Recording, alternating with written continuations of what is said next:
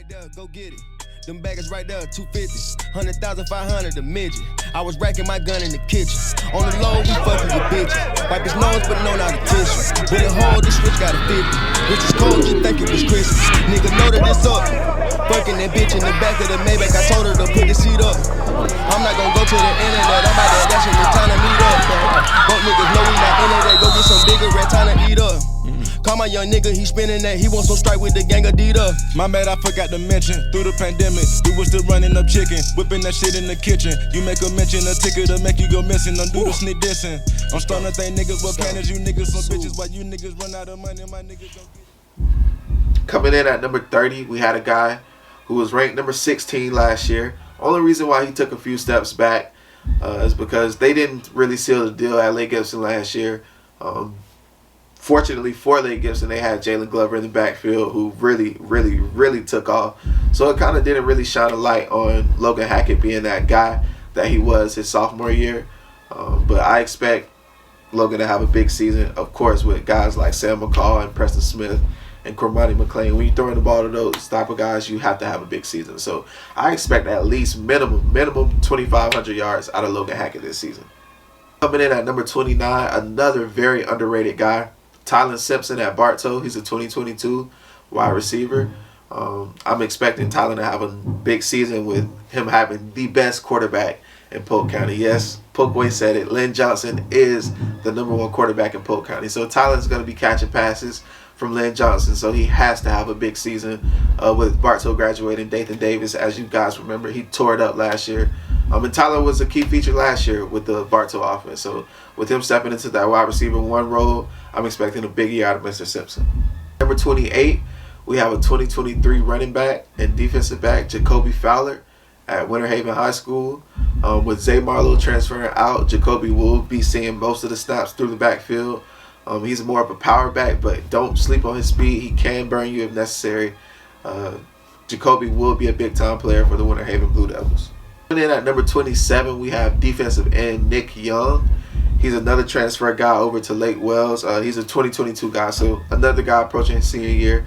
Yes, we do have a lot of seniors on the list, but Nick Young, man, he's a total prospect. I think if college coaches get the opportunity to see him, they won't hesitate to offer him. He wore number 88 as Joshua Selescar did for Winter Haven. Joshua's at UCF now. He stepped right into the same role as Joshua Selescar. And with him being on that defensive line now at Lake Wells, him and Chuck Taylor, I think they're going to be monsters. Coming in at 26, we have a 2022 two-star athlete, Dion Villars. Dion plays receiver. He plays safety. He holds offers from Army, Navy, Stetson, several other schools. He's starting to step up and become one of those guys. You know, he kind of gets overshadowed sometimes with playing with Cormani McLean and Sam McCall. When you play with 2 5-stars in your same secondary, you kind of get overshadowed. But he's definitely a key piece in that secondary, one of those starting 4 guys. Looking forward to a big year from Dion Villars. Coming in at number 25, we have Twan Wilson. He's a defensive back, 2023 defensive back at Lakeland High School. He'll be sharing that defensive backfield with Dante Joyner, Nazir Bowers, Kamari McKinley, one of the guys who were just left off the list. Twan is probably one of the most technically sound defensive backs that are in the Polk County area. He does currently hold an offer from Eastern Kentucky, and I expect him to gain a lot more after coaches get to see what he can do this year. Coming in at number 24, we have a guy that was ranked number 50 last year, so he jumped 26 spots to be ranked number 24 this year. Davion Williams, he did pick up his first offer from Charlotte, University of Charlotte. Go Bucks. Davion plays running back. He plays slot back.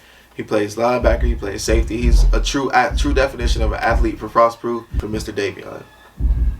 Coming in at number 23, we have another 2023 guy who obviously a junior, the younger brother of Keon Zipper, Adrian Zipper. He should be the wide receiver 1 at Lakeland this year. Looking forward to him having a big year with Mason Martin. Hopefully they spread out the field a little bit with Drake Keys and Tyler Williams coming in.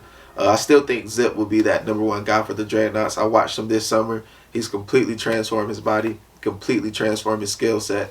I think he'll be one of the best receivers in Polk County this season. Then at number 22, we have Bartow running back Omarion Baker. He's another 2022 guy, so he's approaching his senior year. He tore his ACL, I believe, last year going into the playoffs. So he was missing for those games. But they have Baker playing both ways this year. I'm looking forward to a healthy season from Baker. He's one of the best guys in the county when he is healthy. So with him playing with Jordy Laurie and Lynn Johnson and Tylan Simpson, I think that Bartow offense is going to be very, very explosive, and Baker will be one of the key guys for that offense to be explosive. Coming in at number 21, we have Jeremiah Anglin, who's been completely blowing up this offseason. He's a defensive back from Lake Wells, as I mentioned, with Zay Marlowe. Anglin will probably be that key guy in that defensive backfield, taking on the other team's wide receiver one if he's not at safety, if he's playing the cornerback position. He's a long guy. He's very rangy. He's not afraid to tackle. He's not afraid to go up and catch the ball at his highest point, to catch interceptions.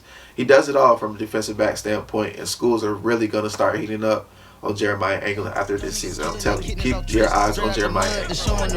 My diamonds hit, these bitches flinch. I put this shit on, not dripping, not drench. Finessing the back like the Grinch. Come on, man.